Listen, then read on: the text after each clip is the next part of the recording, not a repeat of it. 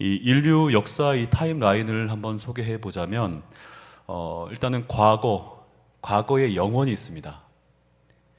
하나님은 스스로 계신 자고 하나님은 높임 받기에 합당하신 분이기 때문에 영원 전부터 영원 후까지 언제든지 살아계신 하나님이십니다. 그래서 우주 만물이 창조되기 이전에 과거에 영원이 있었고, 그리고 이 하나님께서 빛이 있으라 하나님의 말씀으로 6일 창조를 이루신 다음에 시간이 뚝 이렇게 지나가다 보면 이제 노아가 결국은 이제 이 하나님이 말씀하시기를 이제 진멸할 거다.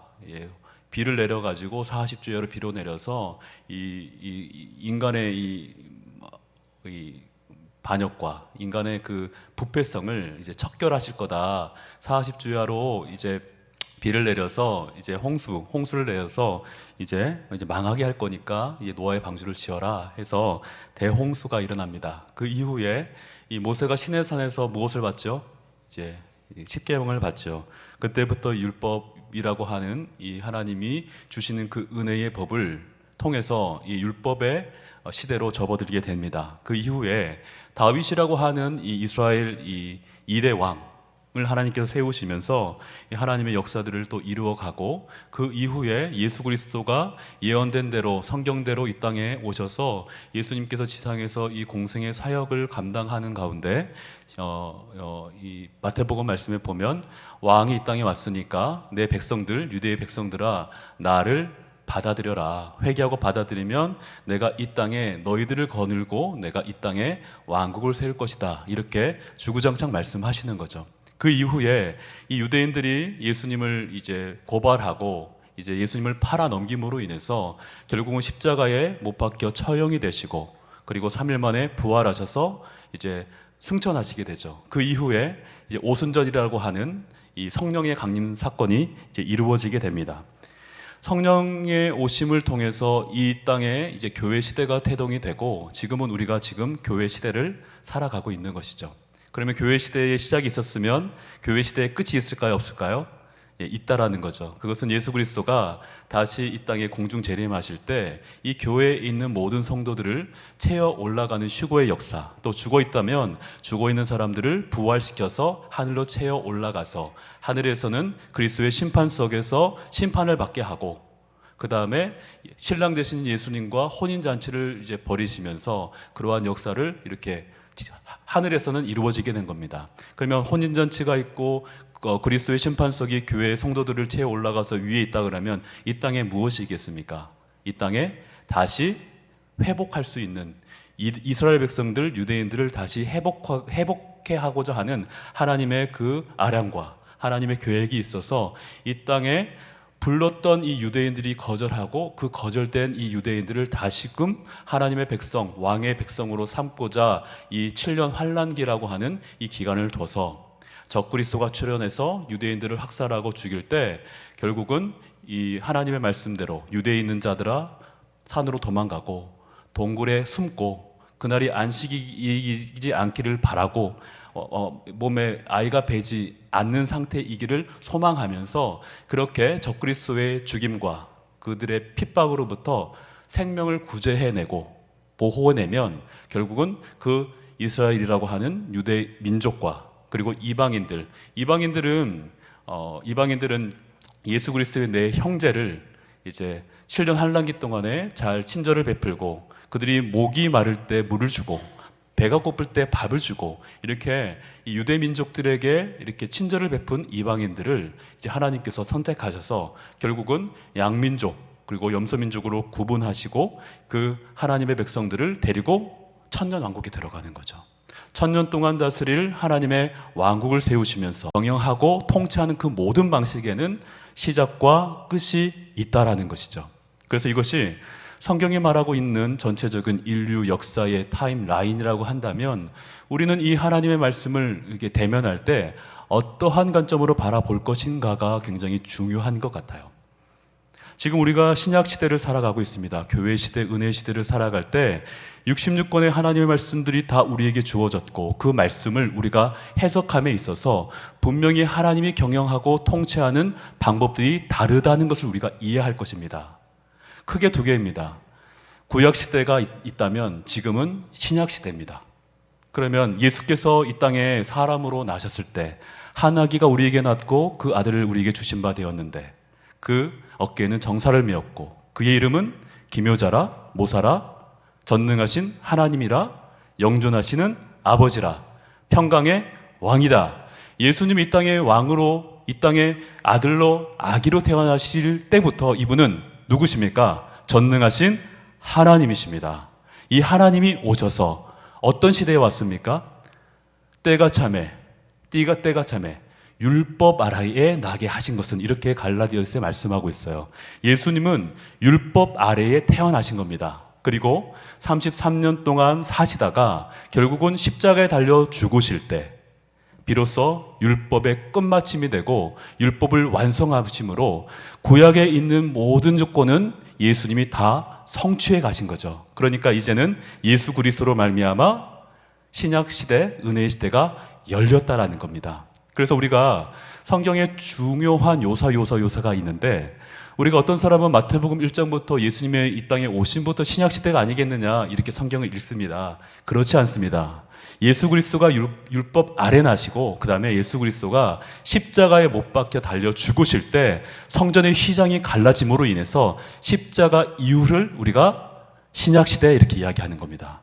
십자가 이후로 성전에서 교회로 바뀌어지는 역사를 하나님께서 이루신 겁니다. 그러면 예수 그리스도의 죽으심을 통해서 신약 시대가 태동이 되고 신약 교회가 열려짐으로 이제 우리는 성령의 오심으로 말미암아 이제 예수 그리스도를 우리의 주인으로, 그래서 우리의 마음의 성전 삼아 예수 그리스도가 우리의 모든 삶과 모든 인생과 모든 역사와 모든 것들을 주장하시는 하나님이라는 사실도 있습니다. 그렇게 믿으십니까? 그래서 성경의 곳곳에 나와 있는 핵심 포인트가 있는데, 우리 지난주에 우리 권사님한테 여쭤보니까 권사님이 그런 말씀 하시는 거예요. 육회를 좋아하십니까? 했더니 육회를 진짜 좋아하신대요. 손을 들으셨어요. 그런데 이 율법 시대에 안 먹었겠죠. 그러니까 사자와 소가 같이 있어도 서로 살생하지 않는 거예요. 그때는 전부 다 초식 동물이었던 거죠. 그런데 하나님께서 노아의 방주 이후에 명령하시기를 무릇 살아있는 산 동물은 너희들이 먹는 식물이 되게 하리라, 이 말씀부터 이제는 동물과 동물의 싸움, 약육 강식의 방법들이 일어나게 된 것이죠. 그것이 우리가 성경을 제대로 봐야 되는 것이죠.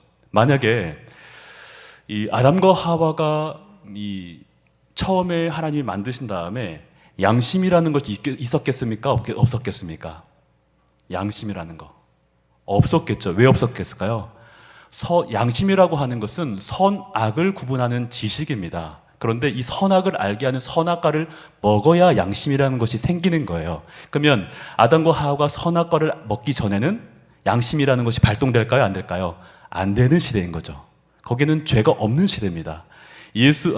아담과 하와가 선악과를 먹음으로 인해서 이제 선악을 분별할 수 있는 지식, 그 양심이 발생되었기 때문에 그때부터 양심 있게 살아가는 거예요. 사람을 죽이는 거 양심 있어서 못하는 겁니다.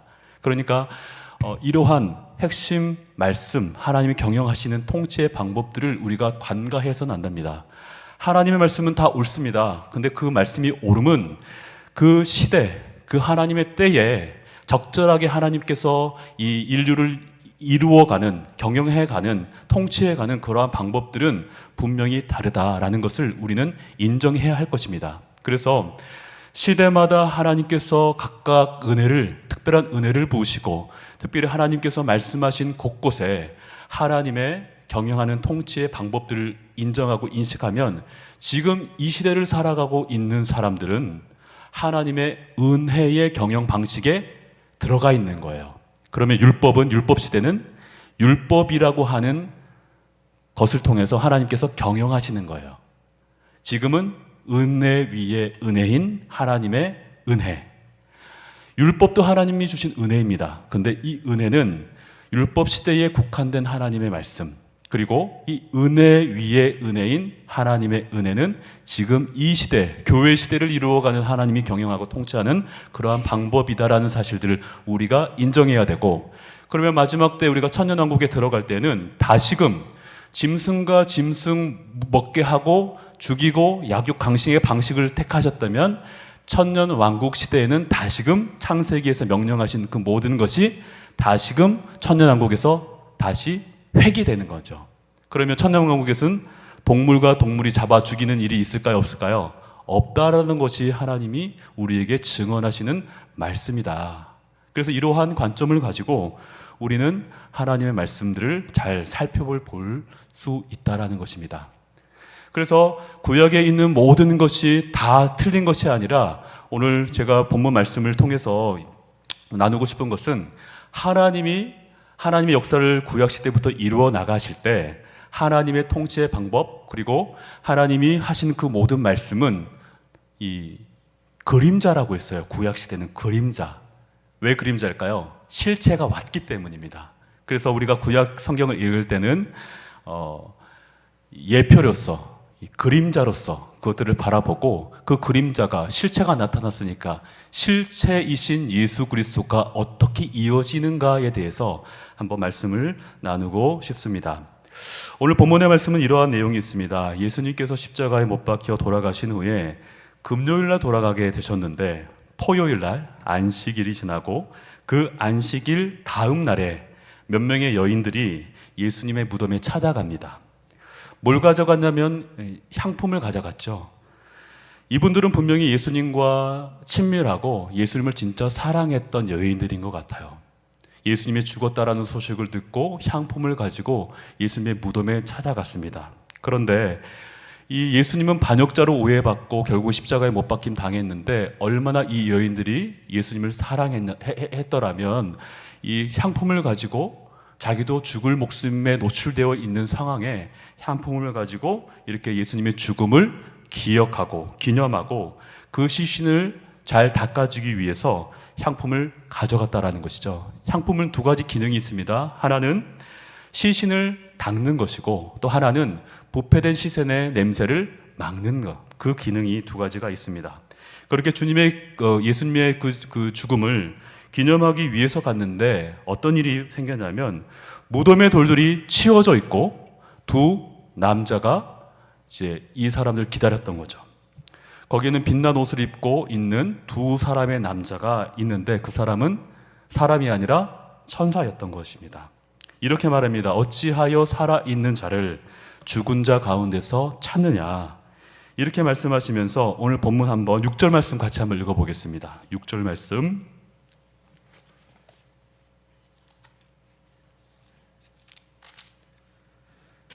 다 같이 시작.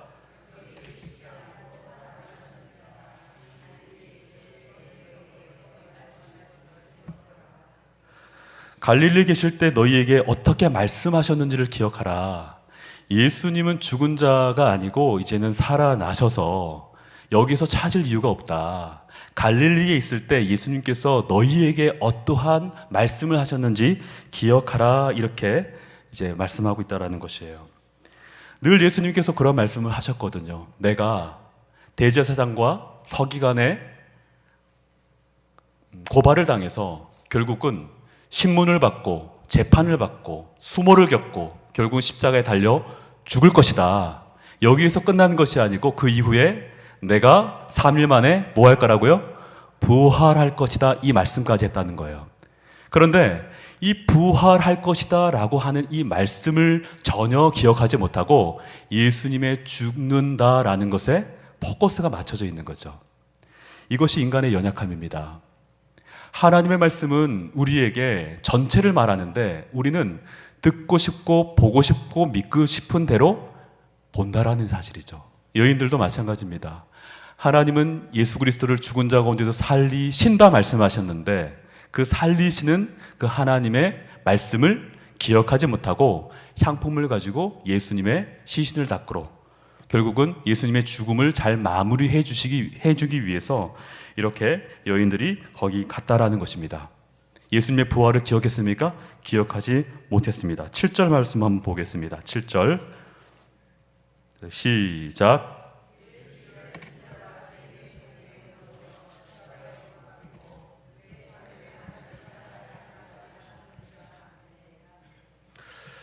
이르시기를 인자가 죄인의 손에 넘겨져 십자가에 못 박히고 제3일에 다시 살아나야 하리라 하셨느니라 한데, 이 말씀을 상기를 시켜주니까 8절에 그들이 예수의 말씀을 기억하게 됐다라는 거예요. 모르고 인식하지 못했다가 이렇게 말을 해주니까 예수가 하신 말씀이 있었지라고 기억하게 됐다라는 것입니다. 아무리 예수님이 부활하셨지만 예수님이 하신 말씀을 기억하지 못하면 이러한 일들이 벌어진다라는 것이죠. 우리 하나님께서 우리에게도 이러한 이미지를 보여주는 것 같아요. 무덤으로 갔던 이 여인들의 표정, 그리고 향품을 발라드리려고 했던 이 여인들의 표정이 무산이 되는 상황. 근데 그렇게 가고자 했던 여인들의 표정이 어땠을까요? 침울했겠죠. 내가 사랑하는 예수님이 돌아가셨으니까. 암울했겠죠. 비참했겠죠. 무너졌겠죠. 그러한 상황 속에서 이제 천사들이 예수님의 부활하신 말씀을 기억하라고 하니까 예수님이 부활하셨다는 것이 다시금 생각난 거예요. 기억난 거예요. 그리고 누구한테 달려갑니까? 갈릴리에 있는 제자들한테 달려가서 신나게 얘기를 하는 거죠. 그때 표정은 우울한 표정이 아니라 기쁨과 확신의 표정이었겠죠. 예수님이 부활하셨대. 내가 사랑하는 예수님이 죽지 않고 살아나셔서 이분이 하나님이시래 라는 확신을 가지니까 기쁨으로 충만해서 갈릴리 제자들한테 가서 예수 그리스도의 부활의 소식을 전합니다. 예수님의 부활을 경험하고 이렇게 막 동네로 달려갔는데 제자들의 반응이 문제가 생겼어요. 여인들이 부활하신 예수님의 소식을 전하면 제자들의 반응이, 야, 우리가 예수님이 하신 말씀을 기억하면서 예수님이 진짜 살아나셨구나 이렇게 반응을 해야 되는데 그렇지 않고 뭐라고 말씀하시냐면 한번 읽어보게요. 10절 11절 말씀 한번 보겠습니다. 10절 11절 시작.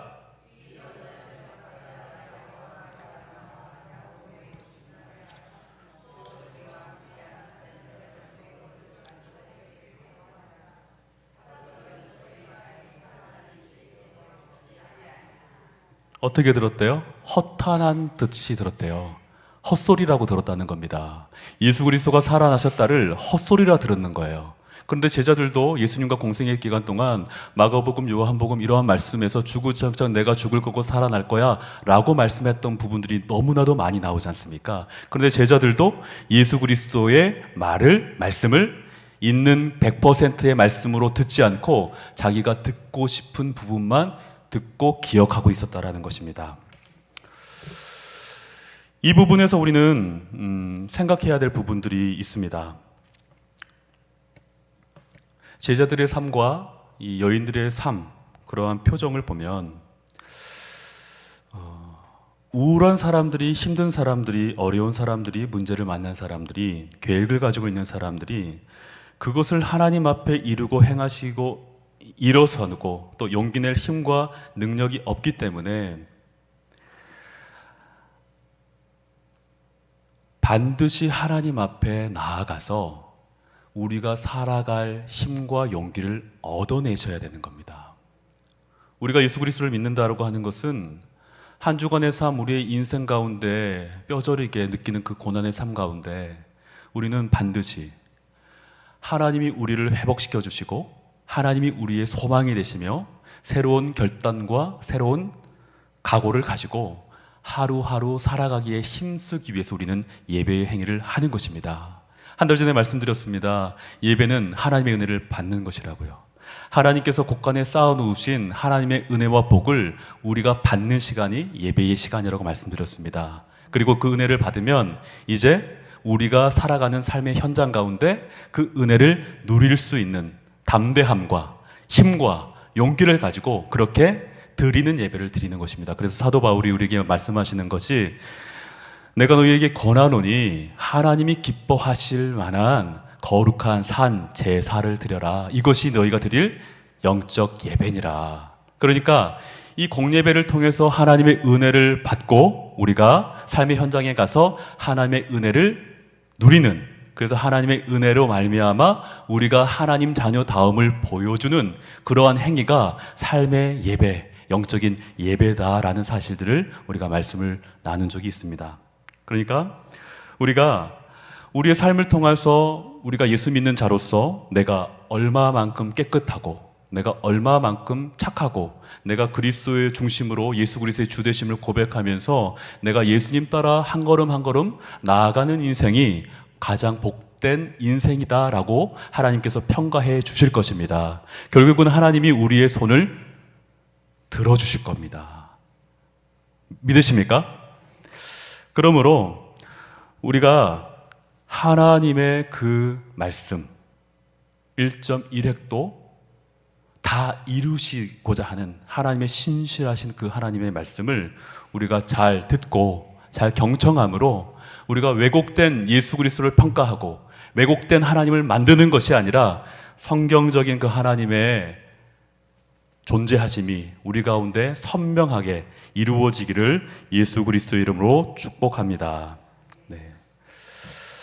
그래서 우리 그 레위기 말씀 한번 보겠습니다. 181쪽 182쪽 어간에 있는 것 같은데요. 레위기 23장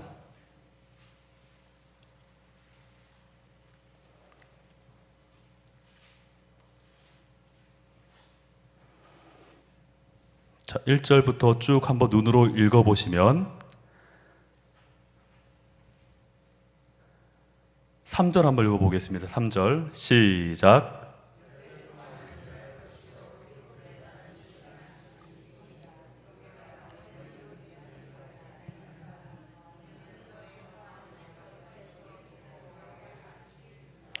자, 여호와의 안식일이다라고 하는 것은 일곱째 날에 쉰다라는 것입니다. 이 날에 하나님의 성회로 모인다라고 말씀하시는 거죠. 이 날에 여호와의 절기들을 이야기하면서 여섯째 동안은 일할 것이요 일곱째 날은 쉴 안식일이니 성회의 날이라. 너희는 아무것도 하지 말라. 이는 너희가 거주하는 각 처에서 지킬 여호와의 안식일이니라. 안식일이라는 개념이 유대인들에게는 굉장히 중요한 것 같습니다. 자, 그리고 한번 11절 말씀 한번 보겠습니다. 11절 다 같이 읽겠습니다. 시작.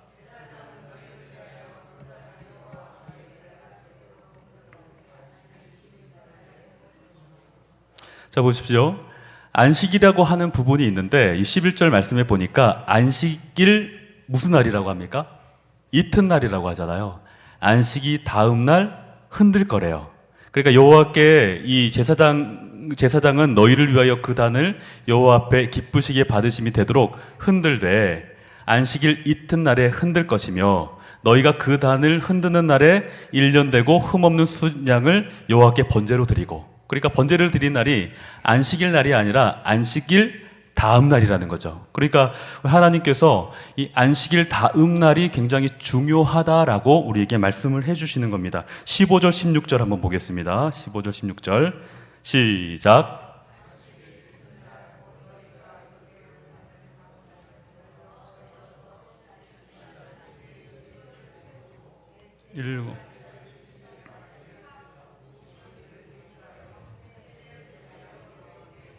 아멘. 15절 16절은 어떤 절기를 말하는 걸까요? 오순절을 말하는 거죠. 일곱 번을 77에 49. 그래서 그 다음 날, 그래서 오순절을 하나님 말씀하시는 거예요. 그러니까 어찌어찌 하다가 예수님이 부활하신 것이 아니고 또 어찌어찌 하다가 성령님이 오순절에 강림하신 것이 아니라 이미 구약의 하나님의 시간표대로 예수님은 부활하셨고 예수님이 죽으심은 6월절에 돌아가셨고 예수님이 살아나신 날을 초실절이라고 이야기를 하는 겁니다. 초실절이라고 하는 것은 잠자는 자들의 첫 열매가 되신다. 예수님이 뭐 하셔서요? 부활하셔서. 그러면 예수님이 첫 열매가 됐다면 예수님이 첫 열매 되는 그 밭에 있는 모든 사람은 같이 결국은 부활할 것이다 말하는 거예요. 그리고 예수님의 성령 강림 오신 날도 다른 어떠한 날에 오는 것이 아니고 하나님의 시간표대로 하나님의 절기대로 하나님의 때에 오순절날 강림하셨다라는 사실입니다. 누구도 눈여겨보지 않았지만, 누구도 마음에 두지 않았지만 이미 하나님께서는 말씀하신 그 시간들을 계속 이어가시면서 그것을 성취했다라는 것입니다. 그래서 여기서 우리가 하나님의 속성들을 바라볼 수 있는데, 하나님은 무질서의 하나님이 아니라 질서의 하나님이십니다. 그리고 하나님은 하나님의 말씀을 예고했던, 미리 선언했던 그 말씀은 반드시 성취하시는 하나님입니다. 우리가 믿음이 있다라고 하는 것은 그 믿음, 우리의 알량하고 얄팍한 믿음이 중요한 것이 아니고 우리가 믿는 대상인 하나님이 누구신가가 중요한 겁니다. 하나님은 무질서에서 질서를 창조해내신 분이세요. 그리고 무에서 유를 창조해내셨습니다. 이분의 하신 모든 말씀은 있는 그대로 성취될 것입니다. 그러기에 우리의 신앙생활은 굉장히 잘한 선택이다라는 사실이죠. 여러분, 안식일에서 가장 중요한 개념이 무엇이냐면, 안식일은 뭐 하는 날입니까? 쉬는 날이에요. 그런데 여기서 안식일의 가장 중요한 개념은 아무것도 하지 않고 쉬는 것이 아니라 쉬면서 기억하라고 하는 것이에요. 그래서 출애굽기 20장 말씀에 보면 하나님께서 10계명을 주는데 네 번째 계명이 무엇입니까? 안식일을 기억하여 거룩히 지켜라, 이렇게 말씀하시면서 이 출애굽기에서는 이렇게 말합니다. 하나님께서 엿새 동안 지으셨고 만드셨고 창조하셨기 때문에, 그리고 나서 쉬셨기 때문에 쉬면서 하나님의 창조를 기억하라는 거예요. 출애굽기에서는 하나님의 창조를 기억하라 말씀하시고, 그리고 레위기 신명기 말씀에 가서 보면 한 번 더 나오는데, 신명기 5장 12절 15절 말씀에 보면 안식일을 기념하여 거룩하게 지키라고 하시면서 그 이유를 말씀해 주시는데, 하나님께서 이스라엘 백성들이 애굽에 종된 시절에 하나님이 이스라엘 백성들을 출애굽시켰던 그 구원하신 그 하나님을 기억하라고 말씀하시는 거예요. 그래서 안식일에 대한 우리의 개념은 딱 두 가지입니다. 한번 따라 하시겠어요? 하나는 창조주 하나님을 기억하라. 두 번째는 구원하신 하나님을 기억하라. 진짜 창조자, 진짜 구원자이신 그 하나님을 기억하는 날이 바로 안식일이라고 하는 개념이 있다라는 것이죠. 그래서 고린도 후서 신약 성경에 나아가 보면 5장 12절 말씀인가요? 18절 말씀인가요? 그런즉 누구든지 그리스도 예수 안에 있으면 새로운 피조물이다, 새로운 창조물이다, 이렇게 얘기하고 있는 거예요. 그래서 새로운 역사를 이루시는 그 하나님, 그분이 바로 예수 그리스도를 통해서 우리 가운데 오심으로 우리에게 새로운 영적인 죽음에서 새로운 영적인 창조를 이루어내시고, 그리고 영적인 죽음에서 새로운 구원을 우리에게 완벽하게 이끄셨던 분이 바로 누구시라고요? 예수 그리스도라는 것입니다. 그래서 신약과 구약은 포커스가 다 예수 그리스도께 맞춰 있다라는 사실입니다. 그러니 예수님의 사람들은 이 말씀을 기억한다면 이제부터는 새롭게 살 각오와 결단을 자연스럽게 할 수 있어야 하는 것입니다. 새로운 피조물이 되었기 때문에 이제는 우리의 존재의 이유 자체가 하나님의 말씀과 그분의 능력에 따라서, 그분의 인도하심과 만지심에 따라서 나는 우리의 삶을 주님께 맡겨 살아가겠습니다라는 다짐이 우리 가운데 샘솟듯 나와야 될 줄 믿습니다. 그러면서 예수 그리스도의 십자가 달려 죽으실 때 뭐라고 말씀하셨습니까? 마지막 돌아가실 때 다 이루었다, 이렇게 말씀하시잖아요. 그러니까 예수 그리스도께서 하신 일들이 너무나도 위대하고, 하나님의 인류 구원의 역사를 이루시기 위해서 예수 그리스도를 갈보리 십자가에 못 박혀 죽게 하심으로 이분이 우리의 생명의 주 되셨다. 이분이 죽음으로 끝나는 것이 아니라 부활하셔서 우리의 만왕의 왕, 우리의 만주의 주, 우리의 하나님이 되셨다. 그 하나님을, 그 예수 그리스도 하나님을 우리가 기념하는 날이 바로 주일이라고 하는 날이에요. 그러니까 아침부터 저녁 끝까지, 아니요 새벽부터 지금 저녁 이 시간까지 우리가 이 8번째 날, 안식일 다음 날을 우리는 경건하고 거룩하게 지키는 겁니다. 아멘입니까? 그래서 우리 모두들에게 이러한 하나님의 은혜가 있기를 예수 그리스도의 이름으로 축원합니다. 그래서 하나님께서 우리에게 말씀을 주셨을 때에는 그냥 준 것이 아니라 하나님의 그 위대하심과 그 하나님의 높으심이 인류 역사 가운데 어떻게 운행하셨고 하나님이 어떻게 우리를 다스려 갔는가를 우리가 명확하게 선명하게 보기 시작하면 이제는 우리는 하나님을 떠날 수 없고 우리는 하나님의 말씀대로 우리의 인생이 최종적인 권위가 하나님의 말씀을 우리가 기꺼이 받아들이는 인생이 되었다라는 사실 기억하시기를 예수 그리스도로 축원합니다. 자꾸 시대가 변합니다. 그래서 다른 이야기들이 들려오니까 우리들이 자꾸 합리화를 합니다.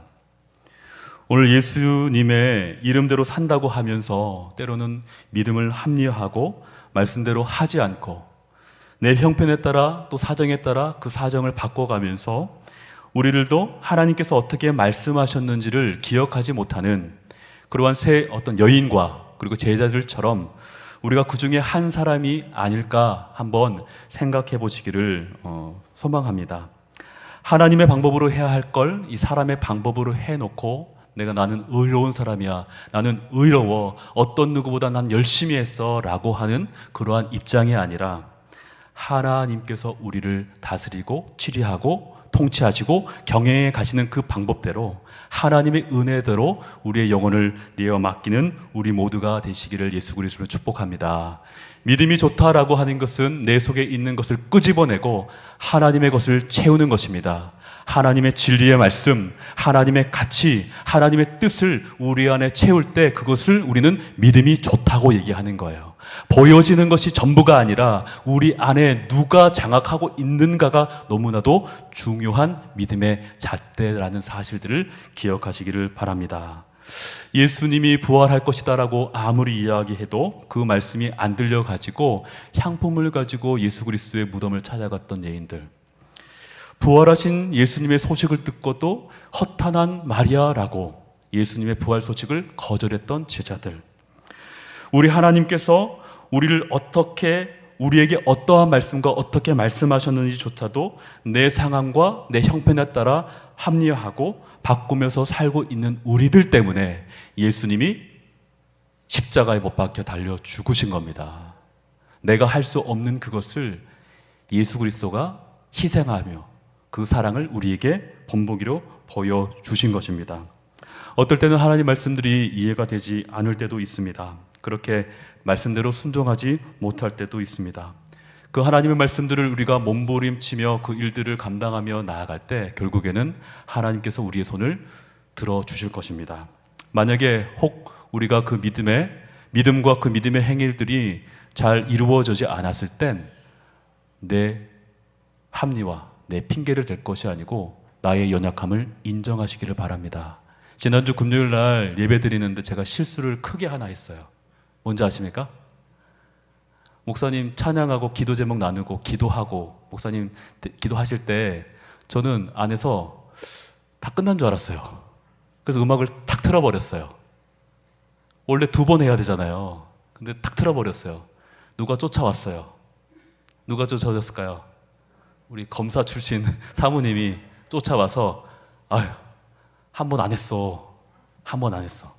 제가 비명을 질렀죠. 제 아는 나름대로. 내가 기도하는 그 시간을 나의 실수로 하나님과 교제하는 그 기도의 시간을 내가 막아버렸구나. 제 실수로. 그래서 제가 한동안 거기서 회개 기도를 하고 나왔어요. 근데 제가 어떠한 핑계를 댈 수 없는 거죠. 우리의 인생이 그렇습니다. 하나님 말씀은 진리의 말씀이니까 분명한 잣대를 우리에게 제시하고 제시하자면 우리가 살아내지 못할 때 이것을 내가 합리화하고 핑계댈 것이 아니고 그 하나님의 말씀 내가 지키지 못함을 인정하시기 바랍니다. 인정할 때 또 회개할 때 우리는 다시금 하나님의 뜻대로 살 수 있는 힘과 용기와 각오와 결단이 다시 생성시켜줄 줄 믿습니다. 그래서 오늘 하나님 말씀을 통하여서 우리 하나님의 역사를 이루시는 그 어떤 말씀을 하셨는지 하루하루의 삶 속에서 우리한테 산 소망이 되시기를 예수 그리스도로 축복합니다.